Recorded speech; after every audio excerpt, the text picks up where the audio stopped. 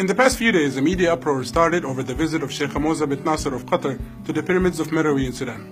Egyptian media rushed to showcase their astonishment that another country could have pyramids. سمعنا إنه السودان فيها أهرامات. في أهرامات السودان جنب علبتين نستو كده. دي جبنا مثلثات.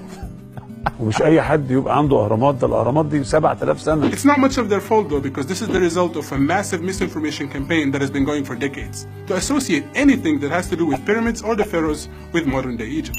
What these so-called journalists fail to admit though is that there are more of these cheese triangles in the small part of northern Sudan than there are in the whole of Egypt. 220 of them to be precise. You see, Meroe was the capital of the historic kingdom of Kush, and much like the Egyptian pharaohs, the Kushite kings and queens were buried in these tombs alongside their golden jewelry. These pyramids, with some of them dating up to 4,600 years, are considered by many archaeologists to be even older than their Egyptian counterparts. But thanks to Sudanese neglect, combined with an Egyptian strive to conceal information about their existence, they were widely overlooked. Although it is frustrating for Egyptian media to try to demolish and obliterate all Sudanese history and culture, it's not unprecedented. Over and over again, Egyptian journalists have been falsely claiming that Sudan was occupied by Egypt. Some went even as far as to eradicate all Sudanese history by claiming that Sudan is an extension of the Egyptian state. الأراضي السودانية بالكامل كانت تبع مصر. أساساً ما فيش بلد اسمها السودان، ده السودان ده جزء من مصر. اسكت عشان السودان أساساً مصرية.